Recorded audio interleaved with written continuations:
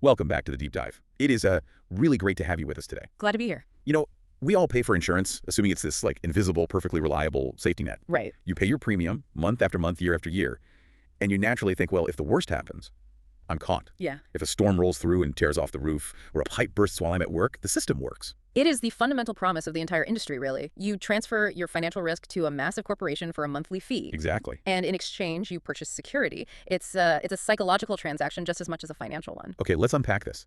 Because what if you finally fall, you hit that net, and suddenly you realize the net has a bouncer? A bouncer. I like that. Right, and the bouncer is standing there with a clipboard, actively looking for, like, microscopic reasons why you aren't actually allowed to use the net you've been paying for. Yeah, that's a very real scenario. That is the hidden reality we are exploring today. We're diving into the incredibly high-stakes, surprisingly aggressive world of property damage claims. Yeah. But we're doing it through a very specific lens. Our source material today is entirely unconventional. We are analyzing the promotional website and marketing copy of a specific firm, Yeah. Alpha Public Insurance Adjusters, based down in Plantation, Florida. We're, decoding their marketing to understand the mechanics of a massive parallel industry. Which is wild to think about. It is. Why does an entire profession exist simply to fight insurance companies on behalf of property owners? Because the baseline assumption for most people is that your insurance company is your partner in recovery. Yeah. You call them, they send out an adjuster, and that adjuster calculates the damage so you can get paid. Right, but what's fascinating here is the core premise Alpha sets out right from the jump. Yeah. They draw a massive line in the sand between an insurance company's internal adjuster and a public adjuster. They really do. Their main slogan perfectly captures that intersection. They promise to lead clients from chaos to compensation. Think about the underlying mechanics of that initial visit. When, say, a tree falls in your living room, the insurance company dispatches an adjuster to assess the wreckage. Right. But that adjuster works for the insurance company. Their paycheck, their annual performance metrics, their promotions, they all tie back to a corporate entity. A corporate entity that needs to make money. Exactly. An entity that fundamentally needs to minimize its financial losses to remain profitable. It is a built-in structural conflict of interest. And that's where Alpha comes in. Yes, businesses like Alpha are built from the ground up to intercept that dynamic. They are explicitly telling you that relying solely on your insurance company's internal evaluator is a fast track to an undervalued claim. And Alpha emphasizes that their adjusters are licensed in Florida, certified, and possess strong negotiation skills. Which you definitely need. For sure. They position themselves as forensic advocates who know the insurance company's dense playbook better than the insurer does. Yeah. It really reminds me of dealing with taxes. Oh, how so? Well, if the IRS flags you for an audit, you don't just invite the IRS auditor into your home, hand them your shoebox of receipts, and trust them to find every single deduction that benefits you. Right, you'd never do that. No. Right. You go out and hire a specialized tax attorney who understands the tax code to fight them on their own turf. The tax attorney analogy is incredibly apt because it highlights the knowledge gap. But there is a crucial difference in the environment here. What do you mean? Alpha's marketing heavily leverages the sheer physical and emotional exhaustion of the victim. Oh, wow, yeah. I didn't think about that. If your kitchen just suffered a massive grease fire or a hurricane flooded your business, you are operating in a state of acute trauma. Absolutely. You're dealing with securing temporary housing, salvaging family heirlooms, managing lost income, and just navigating sheer emotional distress. So you aren't exactly in the headspace to sit down, brew a cup of coffee, and parse through a 50-page policy document to argue the nuances of depreciation schedules. Nobody is. And insurance companies know that. A standard policy document is notoriously dense. It's basically written in another language. Pretty much. It's filled with exclusions, endorsements, and complex formulas calculating actual cash value versus replacement cost value. Which is overwhelming. Totally. So Alpha sells relief from that specific burden. They use phrases like peace of mind and promise a hassle-free process. Yeah, they even market their toll-free number, that's 866-782-1045, as a literal lifeline. Right. They're telling you to focus on recovery while they take over the bureaucratic trench warfare. They're selling you cognitive offloading just as much as they're selling financial compensation. But knowing the playbook is one thing, proving it actually works is another. Very true. And that's where Alpha's financial track record reveals just how wide the gap is between what insurers offer and what repairs actually cost. The numbers are pretty intense. We have to talk about the numbers on this site because they are frankly staggering. When you look at their case studies, a wild pattern emerges. Yeah. Whether it's tropical storm damage in a Punta Gorda neighborhood, specifically the Creekside neighborhood, or a broken drain line flooding multifamily property in South Beach. Right. In multiple cases, the initial offer from the insurance company is listed as under deductible. That phrase is doing a lot of heavy lifting. Right. We all know what under deductible means. The insurance company's internal adjuster looked at a flooded property and essentially said, well, the damage here is so minor, it doesn't even meet your minimum threshold for us to cut a check. Basically saying this is entirely your financial problem. Exactly. $0. But then Alpha gets involved, takes over the claim, and suddenly that Punta Gorda storm damage turns into a $115,000 settlement, including a brand new roof. It's incredible. And the South Beach water damage. Alpha secures $250,000. $225,000 on a claim that originally evaluated at $0. And then there's the Pompano Beach Highlands kitchen fire. Oh, yeah. Original offer was $40,900.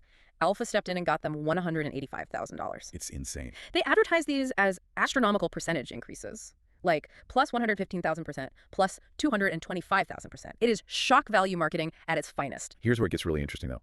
I have to push back on the reality of those numbers. Okay. How is it physically, mathematically, or legally possible to have a $250,000 discrepancy? It's a huge gap. I mean, Two supposedly trained professionals are looking at the exact same broken pipe, the exact same wet drywall. One says it costs $0, the other says it costs $225,000. Is someone lying here? It feels like it, doesn't it? Yeah. How does the system even allow for a gap that massive? If we connect this to the bigger picture, it is less about overt fraud and entirely about the valuation models they are using. Okay, walk me through that. An insurance company's internal adjuster is often trained to act as a cost mitigation filter. Meaning they want to keep the costs down. Exactly. They are looking for surface damage and applying strict automated depreciation formulas. I see. If they see a water stain on the ceiling, their software might estimate the cost to scrape the popcorn texture, patch the drywall, and paint a 10-square-foot section. It is the cheapest possible Band-Aid. But a public adjuster like Alpha approaches the property as a forensic reconstructionist. Yes. They aren't looking at the paint. They're looking at the moisture wicking up behind the drywall. They're calculating the cost of the black mold that will inevitably grow in the subfloor. Wow. They understand matching laws, meaning if you replace half the custom cabinetry in a kitchen, you can't just leave the other half mismatched. The insurer must pay to replace the entire continuous sightline. So the insurance adjuster is using an algorithm designed to isolate and minimize the damage, while the public adjuster is looking at the interconnected reality of how a building actually functions. It is the gap between an automated spreadsheet and the granular physical reality of a home. That makes perfect sense. Insurance algorithms inherently assume the best case scenario for repair. They assume materials can be sourced cheaply, labor is standard, and damage is localized. And Alpha's business model flips that. Alpha's entire business model is ripping open the walls, figuratively and literally, to prove the algorithm wrong. Yeah. The homeowner might look at a denial and think, well, the expert says it's minor, I guess I'll just pay out of pocket. Right. Alpha proves that the initial expert evaluation is often just an opening bid in a high-stakes negotiation. Which brings us to the sheer scale of the chaos they're managing. Because, this isn't just a boutique operation helping a handful of people navigate a tricky leak. Not at all. Let's look at their operational footprint. They're headquartered at 151 North Nob Hill Road in Plantation. Right. And they cover the entire volatile southeastern seaboard of Florida, from Miami-Dade up through Broward, Palm Beach, St. Lucie, Indian River, Martin, all the way to Brevard County. It's a massive area. We are talking about arguably one of the most perilous real estate markets in the world when it comes to weather events. And their internal statistics reflect that volatility. They boast over 1,000 claims adjusted, working across 50 different insurance carriers, Wow. and securing over $50 million for their clients. $50 million, that is huge. The residential claims checklist reads like a catalog of disasters. Storms, hurricanes, water, flood, roof leaks, mold, fire, tornadoes, hail, vandalism, structural collapse. But the commercial offerings are what really caught my eye. Oh, really? Yeah, because this is where you see the evolution of modern risk.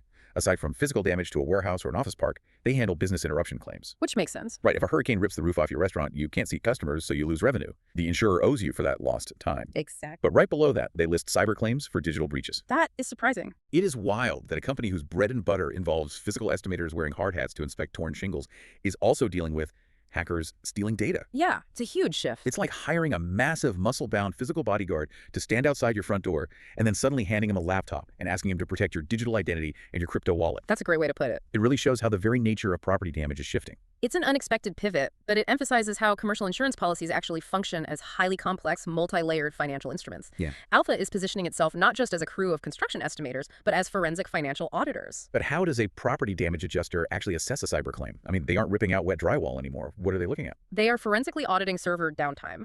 When a ransomware attack paralyzes a company's digital infrastructure, proving the exact monetary value of that disruption is incredibly difficult. I can imagine. Alpha is auditing lost e-commerce shopping carts, the cost of specialized IT mitigation teams, and the long-term reputational damage affecting future sales. Wow. They apply the exact same aggressive valuation tactics to a digital space. So the principles are the same. Exactly. They are telling businesses, look, we speak the dense language of the insurer, whether the damage was caused by a Category 5 hurricane or a decentralized ransomware attack. It is all ultimately a fight over policy interpretation. That makes total sense. They're translating the chaos, physical or digital, into the language of the policy. Precisely. So we've got the massive financial discrepancies, the sheer scale of operations across South Florida, and the evolution into cyber auditing. Let's pivot to the psychology of this pitch. Let's do it. Let's look at the human element, how Alpha's clients actually talk about them, and the fascinating legal realities of how this business is allowed to operate. The testimonials on their site are highly revealing. They give us a clear window into the emotional state of the clients after the dust settles. They really do. Looking at the highlighted Google reviews, there is a very intense, specific kind of praise for individual adjusters. What do you mean? Well, clients aren't just saying, hey, thanks for the money. They use deeply personal language. Oh, like what? One client, Michael Gawk, praises an adjuster named David Berkovitz, Right. for being beyond knowledgeable and treating him like family. Like family. Wow. Right. Another client, Anna Hoffman, praises an adjuster named Anwar for securing far more money than anticipated. But in the same breath, they describe these individuals as tenacious. It is the duality of the professional advocate. So what does this all mean? It's a fascinating tightrope. To the victims whose lives have been upended, these adjusters are the calm in the storm. They are warm, comforting, and family-like. Yeah. But when they turn around to face the multi-billion-dollar insurance corporations, the clients praise them for being tenacious bulldogs. You want someone who can hold your hand while simultaneously throwing heavy punches on your behalf. And notice how the clients begin to internalize Alpha's own messaging. Yeah. One review from a client named Jane Doe explicitly echoes the marketing copy found elsewhere on the site. She warns others, she says, the claims process is not easy, don't go it alone. She sounds like a commercial. She is using the exact vocabulary of the marketing team because she lived through the exact pain point that the marketing targets. The trauma bonds the client to the advocate. But then right at the bottom of the page, past the millions of dollars in success stories and the glowing familial reviews, we hit the fine print. Ah, the fine print. And it is incredibly telling. Along with their state regulatory licenses, Florida PA license W086218 and firm license W810932, they include a legally mandated disclaimer. Okay. I'm going to read it directly. It says, this is a solicitation for business. If you have had a claim for an insured property loss or damage and you are satisfied with the payment by your insurer, you may disregard this advertisement. This raises an important question. That disclaimer is required by Florida regulators, but it exposes the foundational ecosystem of the public adjusting industry. By legally stating if you are satisfied, disregard, it admits that this entire multi-million-dollar enterprise feeds exclusively on dissatisfaction. It relies entirely on the premise that a vast demographic of policyholders will not be satisfied. Exactly. It's almost daring you to be satisfied. It connects right back to you, the person listening right now. Yeah, think about it. If your basement floods and your insurance company cuts you a check for $10,000, your initial reaction might be relief. The system worked. You'd be happy initially. But then you stumble across marketing material like Alpha's. You see another family in a similar house who went from an initial $0 offer to $250,000. Right. You look down at your $10,000 check and a thought creeps in. Mhm. Am I satisfied? Did I leave $50,000 on the table? Did the bouncer just trick me? They are planting a highly effective seed of doubt. It completely reframes the relationship you have with your insurance provider. It really does. You transition from viewing the insurer as a benevolent partner in your recovery to viewing them as an adversary you have to aggressively outsmart. Which explains why this industry thrives so intensely in places like South Florida. The sheer frequency of catastrophic weather events means there is a constant churning volume of claims. Yeah. And where there is massive volume, corporations naturally rely on automated processes, standardized pricing algorithms, and quick, low-friction settlements to clear their desks. Exactly. And Alpha's entire pitch is that you are not a standardized model. Right. Your home is not a line item on a spreadsheet, and they will legally force the insurer to look at the granular, messy reality of your specific disaster. It is an entire economy born out of friction. Public adjusters exist in the massive financial gap between what an insurance corporation's algorithms inherently want to pay out to protect shareholder value and the actual real-world cost of putting a shattered life back together. That's incredibly well said. Thank you. You know, even if you don't live in hurricane-prone South Florida, and even if you never have to deal with a flooded condo in Miami-Dade, this deep dive highlights a crucial, universal lesson. It does. It is the absolute necessity to advocate for yourself during any bureaucratic or financial crisis. You cannot simply accept the first offer handed down by an institution that is fundamentally designed to protect its own wealth. Yeah, you really can't. You always have to assume there is a bouncer standing at the net, and you need to know how to get past them. That is the practical takeaway. But I want to leave you with a final lingering idea to ponder. Okay, what is it? We spent a lot of time today analyzing the extreme outliers. The cases where Alpha stepped onto a property and discovered $250,000 in hidden damages that the insurance company's initial assessment completely dismissed. Right, the $0 offers. Yeah.